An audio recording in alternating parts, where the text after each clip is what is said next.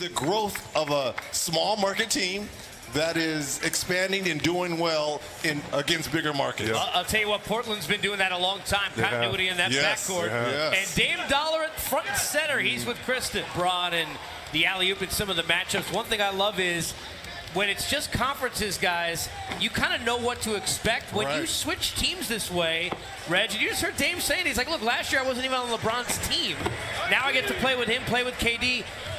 You get different matchups you wouldn't have even in a normal All-Star game. Oh, goosebumps. You get those feelings. Right? Like, I mean, you're used to playing against guys, you know, in your conference, and you get comfortable with that. But now when you're being picked playground style, you never would have had the opportunity to play with a LeBron James or a Kawhi Leonard.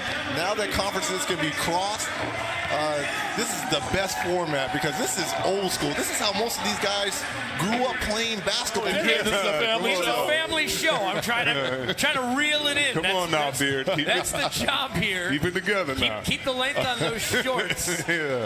When we sit there and we talk about All-Star, I love the first-time All-Stars and seeing it from the outside. I was talking a bit with Dan. At this point, your high school coaches, it's just a wonderful celebration, and I really just remember meeting all the greats that I grew up admiring. True story, 1991, my first All-Star game in Miami. There was only two first-time that made the All-Star team that year. Myself in the East and Kevin Johnson in the West. Not win them, but you'll be in ball games, and that's what separates the Spurs from a lot of different organizations. And the other thing is we love talking about in the media the way things are now, negativity, and we don't finish out stories when they become positive. What Pop and LaMarcus did after the beginning, maybe not being on the same page, right, to get together, and I think for Pop even to adjust, for both to kind of come together, it's been a great story because he has played his tail off. Yeah, because it's about winning, and you know, maybe coaches that maybe don't have the track record of a Popovich may have said it's my way or the highway, and that's what you have to love about Pop. His ego is the fact that he can do what he needs to do to win. He doesn't just have to have one style, and that was Pop said it. It was unfair, the position he put LaMarcus in. Hey, just go post up like Tim. He said, I had to learn him. I had to learn his personality, learn his game, and we see how that's worked out. He's learned his game, and that guy has helped his team tremendously. So that's a great conversation that those two guys had. And how about a coach putting it on? So I was going to enjoy every practice that I had because I was never going to do it again. I was going to enjoy every bus ride because those were going to be dwindling down. Every plane ride, playing cards with the guys. Come on, man, you got me tearing up now, man. I want to go play, so I said, ever again, I'm going to enjoy everything. Signing autographs, going early, my whole routine, I wanted to enjoy it. And that's what D Wade is going. That's what you've got to be thinking about. You're never going to be at this. We are at the highest level of our profession. All-stars, Hall of Famers, soon to be with you. You're never going to do it again. Every practice. Did you change the way that you came out? Because I know you used to come out sometimes Michael Jackson. So did you ever change that to last year? I went old school. What'd you do? Michael. I went Jackson 5. It wasn't Thriller. No. I went off the wall. Destiny. The victory tour. I'm with you, baby. The victory tour. Went all the way from A to Z to ABC 1 2. There we go. I want you back. We look at some of the half-court shots, and Ben Simmons, among others. We think of kind of first-half stories. We had Embiid, one of the Elton Brand. You want to talk about 1 year? I think he's executive of the year for me.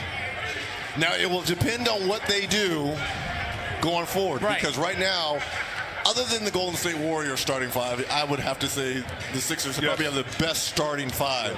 Now, can that collection of talent, they've had Jimmy Butler since November, and now they just added Tobias Harris.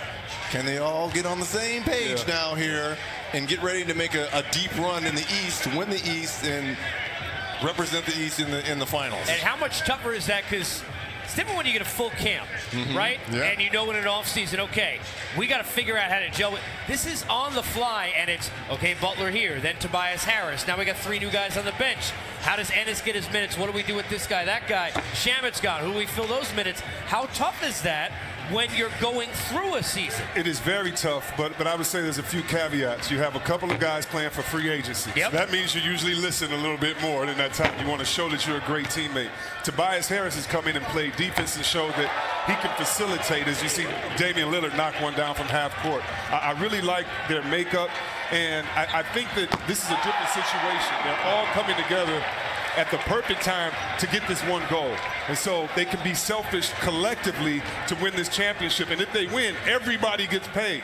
So this is one of the few scenarios that if they win, everybody looks better and everyone gets paid, and all kind of ulterior motives are for contracts and things like that are handled. And so I really like the makeup of this team. It's up for their bench to show how good they are and for them to prove it. But I think right now is the right time of being infused with that energy, especially when you look at what Toronto's done, when you look at what the Bucks have done. And so I really like the moves of the Sixers, and I'm interested in seeing how they finish out the season. I will say one thing. They've been kind of on easy street because it's always been trust the process, the injuries. We're going to bring them around slow. A lot of pressure now is on Brett Brown and that coaching staff. How about that? Yes. You got the talent in now. Yes. No excuses. Now you got to go out and actually forget the trust the process. We have to win now. You got to win now before these free agents if they want to go somewhere else. Right now, this is it for the Sixers. You know, it's interesting because we know in the East that we know what a coach Brad Stevens is. X's and O's, and also Brad Stevens either. Well, hopefully we get Dwayne Wade's son throwing him a oop right now. Reg was talking about the fact of enjoying every moment. Well, this is what he's doing. He's staying after practice, knees sore, but you're right. And I think what the Celtics are going to have to learn now is how to coach personalities. It's different coaching a team with expectations of maybe making the playoffs. But when you have championship aspirations and players maybe not getting along, this is when you own your coaching dollars. And so how do you manage those? And you're right, it's going to be a different situation for the Celtics, who have been a disappointment this year with all of us thinking that they were going to help or be in the number one in the East. And let me just follow one with you. Reg, fair or unfair? Look, we know Kyrie is creative as anybody who's ever played the game with the ball, and we know his talent level. But this is a choice he made. He wanted to leave. He wanted his own thing. Fair to say, to prove the leadership skills, proof is in the pudding. You have to find a way to get these young kids to meld with you to make that playoff run. Fair to say, and that phone call to LeBron James told me a lot, because he understood the ways and how he was handled in Cleveland, and maybe some of his immaturity when you had a veteran like LeBron James coming home to Cleveland, and some of the trials and tribulations they went through, even though they went on to win a championship. He's going through that in Boston. But I understand it, because it's not easy to be a leader, because you've got to take into account not necessarily your own personality, not, Jason Tatum, who's a top-notch athlete, or Jaylen Brown, who's a top. The 12th man, you got to take his opinion just as much as important as your own. Yeah.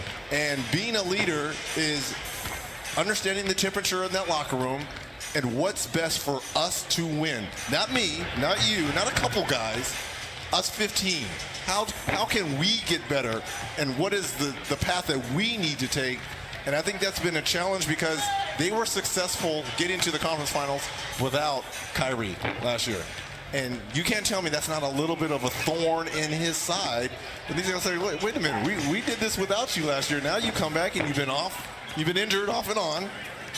So I think that's what they're going through. But at the end of the day, in terms of talent, in terms of coaching, yeah, they're right there with Toronto, Milwaukee, Philly.